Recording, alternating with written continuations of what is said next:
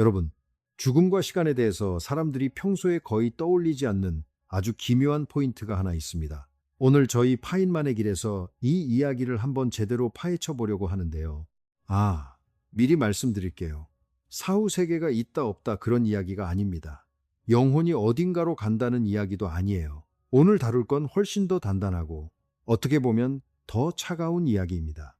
바로 물리학이, 정확히 말하면 아인슈타인이 평생을 바쳐 완성한 그 물리학이 시간과 상실에 대해 실제로 무엇이라고 말하고 있는가 하는 이야기예요. 그리고 한 가지만 약속드리겠습니다. 이 이야기는 무섭게 시작하지만 결코 차갑게 끝나지 않을 겁니다. 끝까지 따라오시면 세상을 바라보는 렌즈 하나가 살짝 비틀려서 다른 자리에 끼워지는 그런 경험을 하시게 될 거예요. 이야기는 1955년 3월의 어느 날로 거슬러 올라갑니다. 알베르트 아인슈타인에게 한 통의 비보가 날아듭니다. 그의 가장 오래된 친구 미셸 베소가 세상을 떠났다는 소식이었죠. 두 사람은 무려 50년이 넘는 세월을 함께한 사이였습니다. 베소는 물리학계에서 그저 스쳐 지나가는 평범한 이름이 아니었어요. 아인슈타인의 머릿속에서 어떤 아이디어가 아직 형태를 갖추지 못하고 어렴풋하게 맴돌 때 그가 주저없이 가장 먼저 전화를 걸어 상의하던 단 한 사람이 바로 베소였습니다. 특수 상대성 이론이 세상에 태어나기 전 아인슈타인이 몇 주 내내 밤낮으로 함께 산책하고 열을 올리며 토론하고 끊임없이 대화를 나눴던 바로 그 남자였죠. 실제로 우리가 우주를 이해하는 방식을 영원히 바꿔버린 그 유명한 1905년의 논문에서 아인슈타인이 감사의 인사를 전한 사람은 단 한 명뿐입니다. 딱 한 명, 바로 미셸 베소였어요. 베소는 3월 15일에 눈을 감았습니다. 며칠 뒤 아인슈타인은 베소의 유가족에게 짧은 편지 한 통을 썼습니다. 그리고 그 편지 안에는 이후 70년 동안 물리학 교과서에서 수많은 대학 강의실에서 그리고 물리학자들의 새벽녘 술자리에서 끊임없이 회자되는 아주 유명한 문장 하나가 담겨 있었습니다. 아인슈타인은 이렇게 적었습니다. 미셸은 나보다 먼저 이 이상한 세상을 떠났다. 하지만 그건 아무 의미가 없다. 물리학을 믿는 우리 같은 사람들에게 과거와 현재, 그리고 미래의 구분이라는 것은 그저 고집스럽게 끈질긴 환상에 불과할 뿐이니까. 물리학을 믿는 우리 같은 사람들에게. 이 문장을 한번 가만히 곱씹어 보세요. 아인슈타인은 지금 남겨진 가족에게 그저 듣기 좋은 말로 값싼 위로를 건네려는 게 아니었습니다. 사후세계나 종교적인 믿음, 막연한 희망에 대해 이야기한 것도 아니었죠. 그는 물리학이, 바로 자신이 평생을 바친 그 물리학이 시간에 대해 실제로 무엇이라고 말하고 있는지를 이야기한 겁니다. 그리고 그 물리학이 말하는 진실은 여러분이 매일 아침 눈을 떠서 잠들 때까지 피부로 느끼는 모든 감각과 정면으로 부딪힙니다. 당장 이 이야기를 듣고 있는 지금 이 순간에도 여러분은 시간이 앞으로 흘러가고 있다고 느끼실 겁니다. 과거는 이미 지나가 버렸고 어제 일어난 일은 더 이상 존재하지 않으며 우리가 떠나보낸 소중한 사람들은 어딘가로 영영 사라져 버렸다고 말이죠. 이 감각은 너무나 강력하고 절대적이어서 감히 의심한다는 것 자체가 불가능해 보입니다. 째깍, 째깍, 시제바늘 소리처럼 시간은 한 방향으로만 또박또박 걸어가는 것 같죠. 하지만 여기엔 아주 중대한 문제가 하나 있습니다. 여러분이 느끼는 그 시간이 흐른다는 감각이요, 물리학의 그 어떤 방정식에도 등장하지 않거든요. 처음 들으면 이게 무슨 소리야 하실 수도 있겠지만 조금만 차분하게 뜯어보시죠. 자, 우리가 물리학자처럼 이 문제를 아주 꼼꼼하게 따져본다면 아주 단순한 질문 하나에서부터 출발해야 합니다. 시간이 정말로 한 방향으로 흐른다면 그 방향성이 물리법칙 어딘가에 적혀 있어야 하지 않을까요? 그런데 한번 생각해 보세요. 아이작 뉴턴의 운동법칙은 시간을 앞으로 돌리든 뒤로 돌리든 똑같이 완벽하게 작동합니다. 제임스 클러크 맥스웰의 전자기 방정식들도 시간의 방향에 대해 완전히 대칭적이죠. 양자역학에서 미시세계를 지배하는 에르빈 슈레딩거의 방정식 역시 시간을 어느 방향으로 적용하든 똑같은 결과를 내놓습니다. 아인슈타인 본인의 일반 상대성 이론 방정식들도 시간의 앞과 뒤를 전혀 구분하지 않아요. 단 하나도, 정말 단 하나의 근본 방정식도 시간의 방향성을 부여하지 않습니다. 이게 무슨 뜻인지 쉽게 말씀드릴게요. 우주에서 일어나는 어떤 근본적인 물리적 과정을 비디오로 녹화한 다음 그걸 거꾸로 되감기로 틀어본다고 해보세요. 입자 두 개가 부딪혀서 튕겨나가는 장면 같은 거요. 그 영상을 거꾸로 틀어도 물리 법칙들은 여전히 아무런 모순 없이 완벽하게 작동합니다. 깨지거나 고장 나는 건 아무것도 없어요. 물리학자가 그 거꾸로 된 영상을 봐도 이건 자연 법칙에 어긋나는데 하고 짚어낼 수가 없습니다. 입자와 장, 그리고 우주의 근본적인 힘들이 존재하는 가장 깊은 물리학의 세계에서는 시간의 방향이라는 게 아예 존재하지 않는 거예요. 그렇다면 대체 우리는 어디서 이토록 강력하게 시간은 오직 한 방향으로만 앞으로 흘러간다고 느끼는 걸까요? 깨진 컵이 다시 붙지 않는 건 너무나 당연한데 그 당연함은 도대체 어느 방정식에서 나온 걸까요? 그 답은 딱 한 군데에 있습니다. 바로 열역학 제2법칙이죠. 무질서는 항상 증가한다는 법칙입니다. 식탁에서 유리컵이 바닥으로 떨어져 쨍그랑 산산조각이 납니다. 하지만 바닥에 흩어진 유리 파편들이 스스로 스르륵 모여들어서 다시 멀쩡한 컵으로 조립되어 식탁 위로 톡 튀어 오르는 일은 절대 일어나지 않죠. 양초는 타들어가며 녹아내리지만 녹았던 촛농이 스스로 뭉쳐서 새 양초로 되돌아가는 일은 없습니다. 커피에 우유를 한 방울 떨어뜨리면 스르륵 퍼져나가지만 다 섞인 우유가 스스로 다시 한 방울로 똥 뭉쳐서 떠오르는 일은 없죠. 바로 이것이 우리가 일상에서 경험하는 시간의 방향성을 만들어냅니다. 그런데 여기서 정말 중요한 사실이 하나 등장합니다. 이 열역학 제2법칙은요, 우주의 가장 밑바탕을 이루는 근본적인 법칙이 아니라 통계적인 법칙이라는 겁니다. 이게 무슨 말이냐고요? 이건 셀 수 없이 많은 입자들이 한꺼번에 모여 있을 때 나타나는 전체적인 행동 방식을 설명하는 것이지 입자 하나하나의 개별적인 움직임을 설명하는 게 아닙니다. 개별 입자들의 상호작용이라는 미시적인 수준으로 내려가면 모든 것은 완벽하게 가역적입니다. 되돌릴 수 있다는 뜻이죠. 이걸 한번 가만히 음미해 보세요. 여러분이 일상에서 느끼는 그 시간, 과거를 무의 세계로 휩쓸어가 버리는 그 멈출 수 없는 거대한 강물 같은 흐름은요. 사실 우주의 가장 깊은 방정식들 안에는 아예 적혀 있지도 않은 겁니다. 그건 원인이 아니라 단지 수많은 입자들이 만들어내는 결과적인 현상일 뿐이에요. 시간이 흐른다는 그 절대적인 느낌이 알고 보면 우주의 근본 설계도에는 없는 일종의 부수 효과였던 거죠. 위대한 물리학자 리처드 파인만이 늘 강조했던 게 바로 이런 겁니다. 우리가 너무나 당연하게 받아들이는 질문 속에는 검증된 적도 없는 엉터리 전제들이 슬그머니 깔려 있다고요. 시간이 흐른다는 우리의 확신도 사실은 그렇게 검증되지 않은 전제 위에 서 있었던 겁니다. 자, 그 편지를 쓰고 정확히 5주 뒤 아인슈타인도 세상을 떠났습니다. 그리고 바로 이 지점에서 물리학은 진짜로 흥미로워집니다. 만약 아인슈타인의 말이 맞다면, 만약 이 모든 이야기가 사실이라면 베소에게 일어난 일은 결코 사라짐이 아니기 때문입니다. 그리고 아인슈타인 본인에게 일어난 일 역시 마찬가지죠. 하지만 그 이유를 온전히 이해하려면 우리는 아인슈타인이 1905년에 발견했던 시간이라는 단어의 의미 자체를 송두리째 뒤집어 놓은 무언가에 대해 먼저 짚고 넘어가야 합니다. 자, 여기서 아주 자연스럽게 한층 더 깊은 질문 하나가 머리를 스치게 됩니다. 시간은 모든 사람에게 똑같이 흘러간다. 여러분의 머릿속에 너무나 당연하게 자리 잡고 있는 이 생각 정말 맞을까요? 흔히들 이렇게 생각하시죠. 에이, 1초는 나한테나 당신한테나 누구에게나 다 똑같은 1초잖아요. 그게 상식적으로 말이 되니까요. 여러분이 태어나서 지금까지 살아오며 매일매일 겪은 현실이 그렇고 굳이 학교에서 배우지 않아도 자연스럽게 터득한 진리니까요. 우리 모두는 하나의 거대한 우주 시계 아래서 똑같은 박자에 맞춰 늙어간다. 다들 그렇게 믿고 계실 겁니다. 그런데 말입니다. 이 생각에는 아주 치명적인 오류가 하나 숨어 있어요. 1905년 아인슈타인은 그 누구도 예상치 못한 사실을 하나 증명해냈습니다. 시간은 모든 사람에게 동일하지 않다는 것이었죠. 서로 다른 속도로 움직이는 두 사람은 절대로 시간을 같은 방식으로 경험하지 않습니다. 엄청나게 빠른 속도로 날아가는 로켓 안에 있는 시계는 땅바닥에 가만히 놓여 있는 시계보다 더 느리게 째깍거립니다. 이건 기계의 측정 오류나 눈속임이 아니에요. 시간 그 자체가 사람마다 다른 속도로 흐르는 겁니다. 이게 그저 칠판 위의 이론인 줄 아시나요?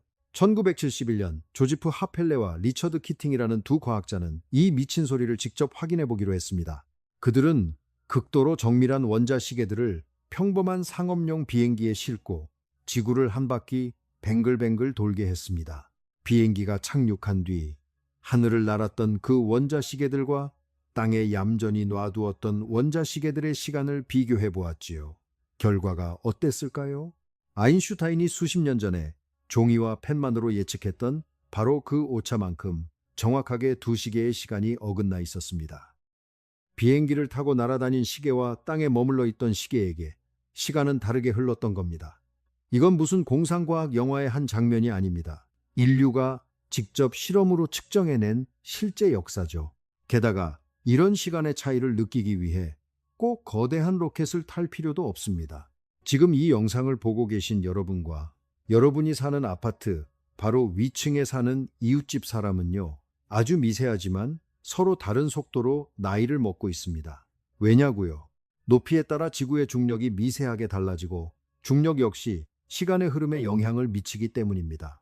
물론 아파트 몇 층 정도의 차이로는 여러분이 평생을 살아도 눈치챌 수 없을 만큼 아주 찰나의 미미한 차이일 뿐이지요. 그래도 분명히 존재하는 차이입니다. 하지만 우리 머리 위를 돌고 있는 GPS 위성쯤 되면 이야기가 달라집니다. 그곳의 중력과 속도 차이로 인해 발생하는 시간의 오차가 꽤 커서 만약 과학자들이 아인슈타인의 이론을 적용해 이 시간 차이를 매일매일 교정해주지 않는다면 여러분 차에 달린 내비게이션은 하루 만에 몇 킬로미터씩 엉뚱한 길을 안내하게 될 겁니다. 퇴근길에 내비게이션이 시키는 대로 갔다가 한강이 아니라 산속에서 헤매게 될 수도 있다는 거예요. 우리가 매일 무심코 쓰는 그 길 안내 기능 속에 사실은 시간이 사람마다 다르게 흐른다는 아인슈타인의 발견이 통째로 들어가 있는 셈이죠. 그리고 블랙홀의 가장자리쯤으로 가면 이 차이는 극단적으로 변해서 그곳에서는 시간이 사실상 뚝 멈춘 것처럼 보이게 됩니다. 결론은 이겁니다. 시간은 모두를 위해 똑같이 굽이쳐 흐르는 보편적인 강물이 아닙니다. 시간은 하나의 차원일 뿐이고 그 구조는 여러분이 어디에 있는지 그리고 얼마나 빨리 움직이는지에 따라 고무줄처럼 쭉 늘어나고 줄어듭니다. 자, 이 이야기는 우리를 훨씬 더 깊고 본질적인 진실로 데려갑니다. 여기서 잠깐 숨을 고르고 생각해 봅시다. 만약 우주 전체를 아우르는 단 하나의 절대적인 시계가 존재하지 않는다면, 만약 모든 사람, 모든 물건, 공간의 모든 점들이 각자 자기만의 고유한 시간을 가지고 있다면, 그건 정확히 무엇을 의미하는 걸까요?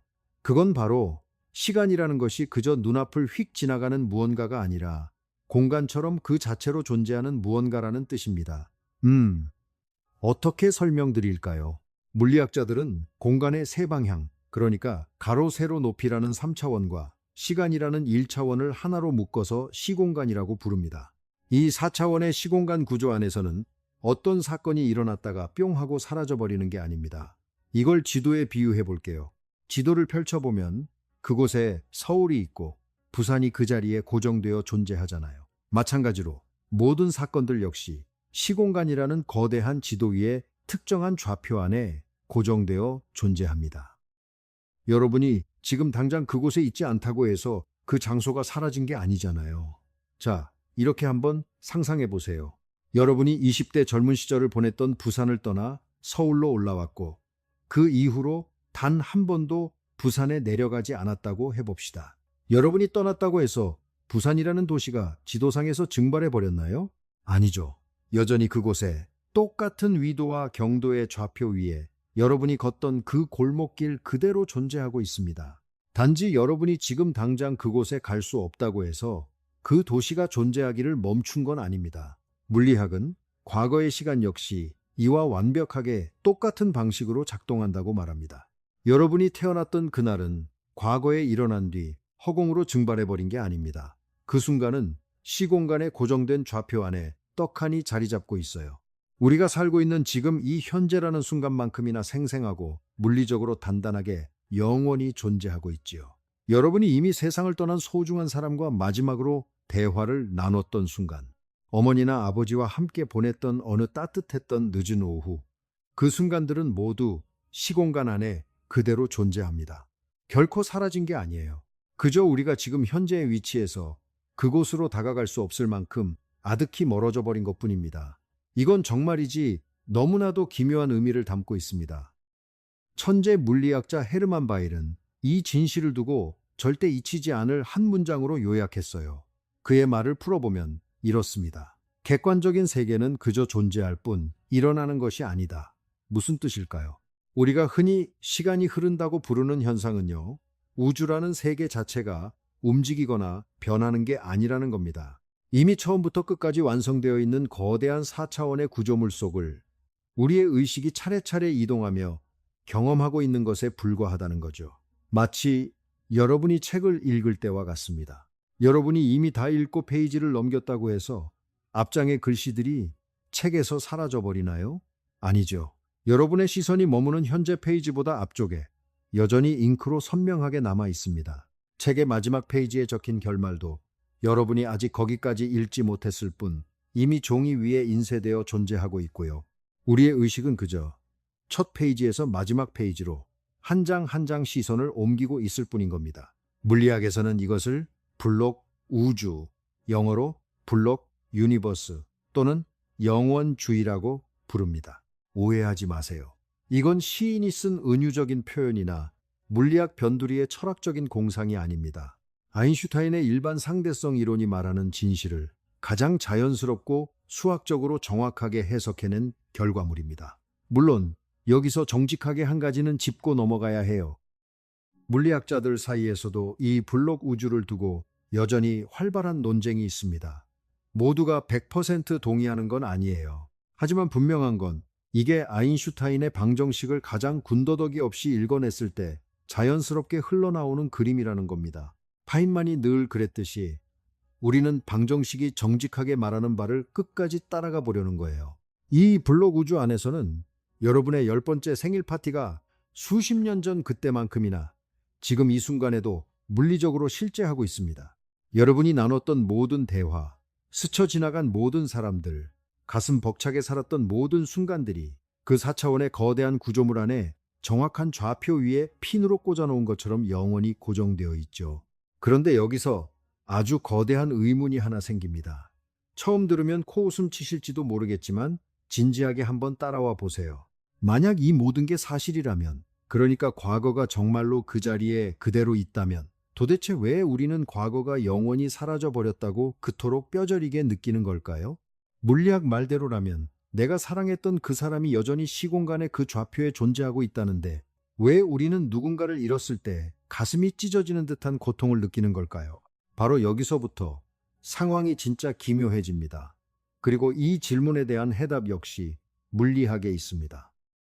그 답은 여러분이 전혀 의식하지 못하는 사이 하루 24시간 매 순간 여러분의 뇌 속에서 일어나고 있는 어떤 현상과 깊게 닿아 있어요.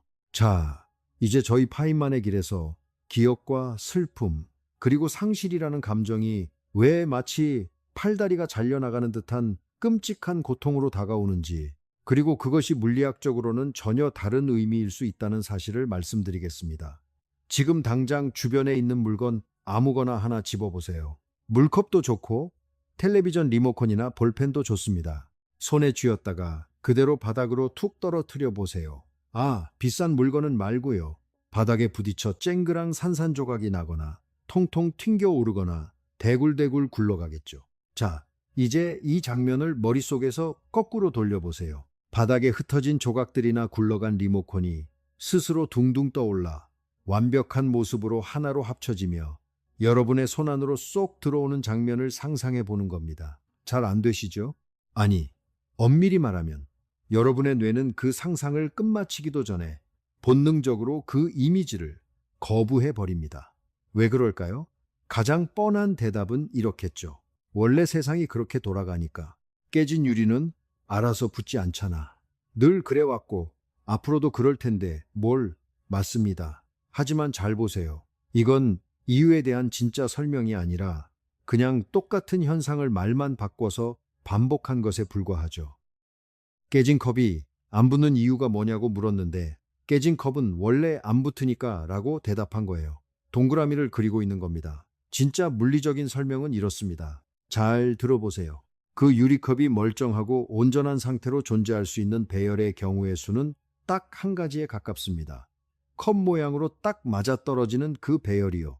하지만 그 컵이 깨져서 바닥에 흩어져 있을 수 있는 경우의 수는 수십억, 수백억까지도 넘어갑니다. 이 조각이 여기 떨어지고 저 조각이 저기 떨어지는 그 무수한 가능성들 말이에요. 물리학은 말합니다.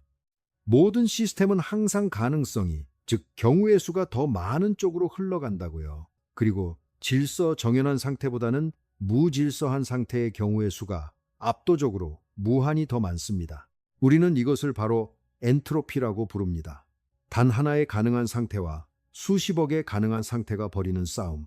이것이 질서와 혼돈의 차이입니다. 컵이 깨지는 쪽으로 흘러가는 건 무슨 우주의 의지가 있어서가 아니라 단지 그쪽이 갈 수 있는 길이 압도적으로 더 많기 때문이에요. 그리고 놀랍게도 이 엔트로피의 차이가 세상의 거의 모든 것을 설명합니다. 여러분이 느끼는 시간의 흐름, 여러분이 가진 기억, 그리고 누군가를 잃었을 때 밀려오는 끔찍한 고통까지도요. 자, 이걸 한번 가만히 음미해 보세요. 우리에게 기억이라는 게 존재하는 이유는 사실 아주 간단합니다.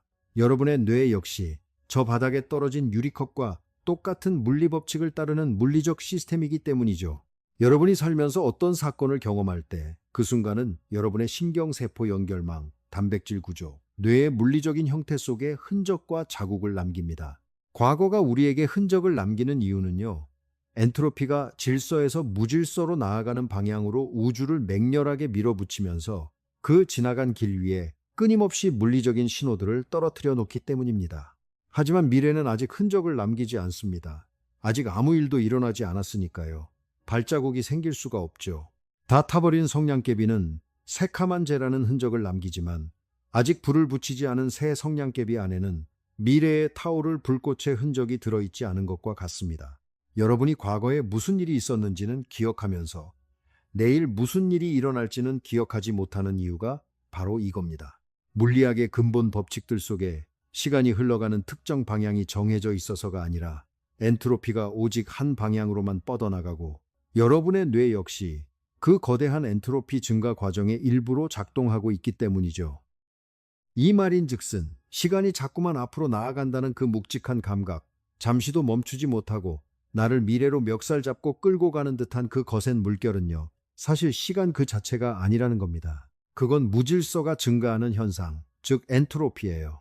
미래는 여전히 아무런 단서 없이 침묵하고 있는데 여러분의 뇌가 과거의 흔적들을 계속해서 쓸어 담으며 차곡차곡 쌓아가고 있는 과정일 뿐이지요. 우리가 느끼는 시간과 엔트로피는 사실 완전히 다른 것이지만 우리 안에서는 너무나 똑같이 뼈저리게 느껴집니다. 자, 여기서 또 한층 더 깊은 질문이 머리를 스칩니다. 그렇다면 우리가 누군가를 잃었을 때 겪는 그 지독한 슬픔의 정체는 대체 무엇일까요? 이제 이 긴 이야기에서 머리로 받아들이기 가장 힘든 감정적인 부분에 도달했습니다. 물리학의 관점에서 보면 이렇습니다. 어제까지만 해도 그 사람과 나누는 새로운 대화, 새로운 순간, 새로운 흔적들의 흐름이 끊임없이 내 뇌로 흘러 들어오고 있었습니다. 오늘은 또 무슨 이야기를 할까? 점심엔 뭘 먹을까? 그런 사소한 새로움들이 매일 쌓이고 있었죠. 그런데 갑자기 그 흐름이 툭 하고 칼로 자른 듯 끊겨버린 겁니다. 더 이상 새로운 데이터가 들어오지 않아요. 그 사람은 내 기억 속에 여전히 숨쉬고 있지만 거기에 더 이상 새로운 페이지가 추가되지 않는 겁니다. 책상 서랍 속에 간직해둔 빛바랜 사진들, 차마 지우지 못하고 남겨둔 스마트폰의 음성 메시지, 그 사람이 늘 앉아있던 푹 꺼진 소파의 그 자리, 이것들은 모두 엔트로피가 그 사람의 삶을 관통하며 지나갈 때 마지막으로 남겨둔 물리적인 흔적들입니다. 누군가가 여기 확실히 존재했다는 증거들이지요. 그리고 끊임없이 새로운 정보의 흐름을 감지하도록 설계된 우리의 뇌는 갑자기 이 흐름이 끊겨버린 것을 거대한 결핍으로 부재로 인식합니다. 예전엔 다정한 소리로 가득 차 있던 곳에 덜컥 찾아온 숨막히는 정적처럼 말이죠. 따라오고 계시죠?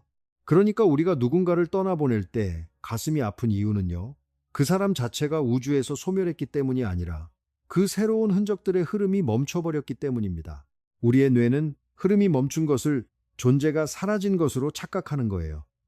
너무나 강력하고 또 너무나 자연스러운 착각이지만 어쨌든 착각은 착각입니다. 하지만 물리학은 우리에게 아주 놀라운 사실을 하나 더 말해줍니다. 아인슈타인이 베소의 가족에게 보낸 편지에서 말하고자 했던 결코 값싼 위로가 아닌 섬뜩할 정도로 정확한 과학적 진실 말입니다. 물리학은 새로운 흔적의 흐름이 끊겼다는 것이 시공간에서 그 사람의 좌표가 통째로 삭제되었다는 뜻은 아니라고 말합니다. 여러분의 머릿속에 가장 먼저 떠오르는 아무 아침이나 하나 떠올려 보세요. 그 사람과 함께였던 어느 아침이요. 식탁 위로 비스듬히 떨어지던 햇살, 모락모락 김이 피어오르던 커피잔, 무심코 건네던 다정한 목소리. 그땐 몰랐겠죠. 그토록 평범했던 순간을 평생 동안 이렇게 뼈에 사무치게 기억하게 될 줄은요. 하지만 여러분, 그 아침은요. 여러분의 신경세포 속에서 점점 희미하게 꺼져가는 환영이나 유령이 아닙니다. 블록 우주의 관점에서 그 평범했던 아침은 지금 여러분이 제 목소리를 듣고 있는 이 순간만큼이나 물리적으로 단단하고 확고하게 지금 당장 존재하고 있습니다. 그 식탁 창문으로는 여전히 그날의 햇살이 비스듬히 떨어지고 있고 커피는 여전히 따뜻하게 김을 내고 있으며 그 목소리는 여전히 무언가를 다정하게 이야기하고 있습니다. 단지 엔트로피가 여러분을 무자비하게 미래 쪽으로 등 떠밀고 있고 우주의 기하학적 구조가 과거로의 유턴을 절대 허락하지 않기 때문에 여러분이 그 좌표에 다시 도달할 수 없을 뿐입니다. 하지만 분명한 건 그 시공간의 좌표는 여전히 꽉 차 있다는 겁니다. 자, 여기서 저는 정직해야 합니다. 파인만이 늘 강조했던 지적 정직한 말이에요. 물론 그 좌표 안에 누군가가 그 순간을 여전히 생생하게 경험하고 있는지까지는 물리학이 대답해 줄 수 없습니다. 그건 방정식의 한계를 넘어선 시간에 대한 질문으로 교묘하게 위장된 의식에 관한 질문이니까요. 우주에서 가장 어려운 질문 중 하나죠. 거기에 대해서는 저도 그 어떤 물리학자도 함부로 단언할 수 없습니다. 하지만 물리학이 확실하게 대답해 줄 수 있는 것은 이것입니다.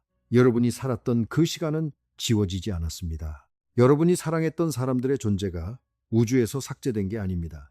우주는 자신의 방문 기록을 포맷하지 않아요. 그저 묵묵히 앞으로 나아갈 뿐 과거는 정확히 그 자리에 고스란히 남겨둡니다. 이쯤에서 한 번 더 깊은 질문 하나가 떠오릅니다. 그렇다면 남겨진 우리에게 이 모든 사실은 대체 어떤 의미를 가질까요?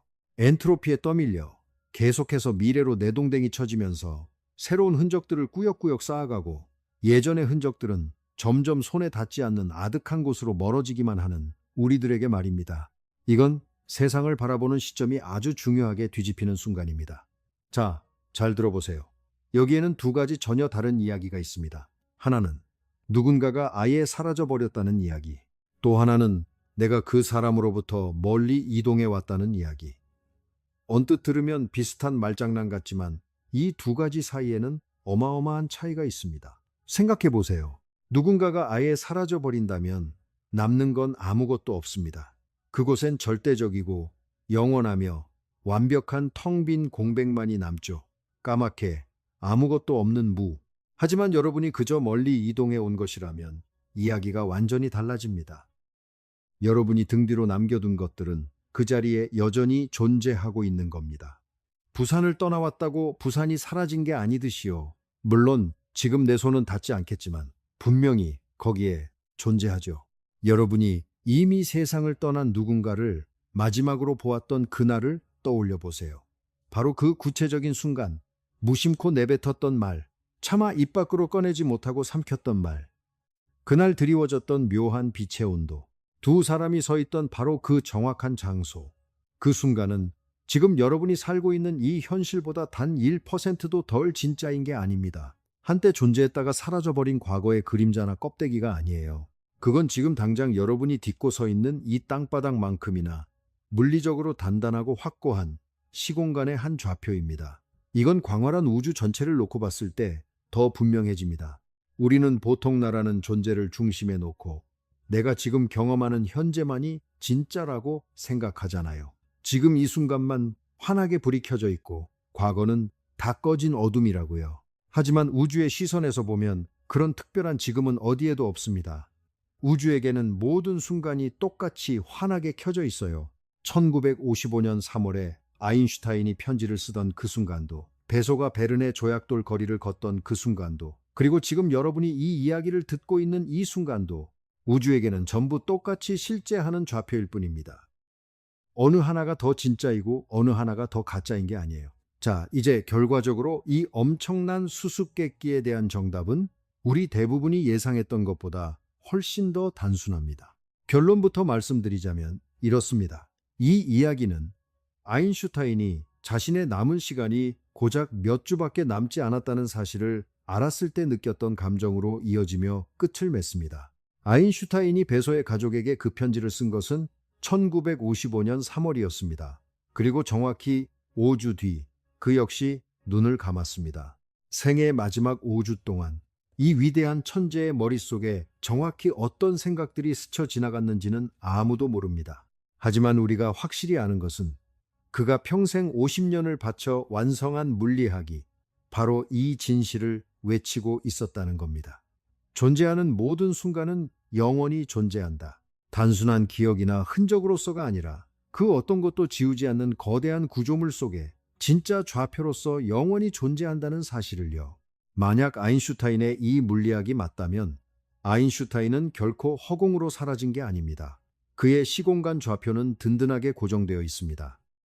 그가 태어난 날부터 눈을 감은 날까지 그가 존재했던 모든 모습, 그가 떠올렸던 모든 기발한 생각들, 베소와 함께 스위스 베른의 조약돌 거리를 걸으며 나누었던 모든 열띤 대화들이 그 4차원의 기하학적 구조 안에 미동도 없이 영원히 지금 이 순간만큼이나 뚜렷하게 아로새겨져 있습니다. 베소 역시 마찬가지고 여러분이 잃어버린 그 모든 소중한 사람들 역시 마찬가지입니다. 자, 그런데 저는 지금 여러분이 속으로 무슨 생각을 하시는지 잘 압니다. 그래요, 알겠어요. 물리학적으로 그 사람들이 자기 좌표 안에 존재한다고 칩시다.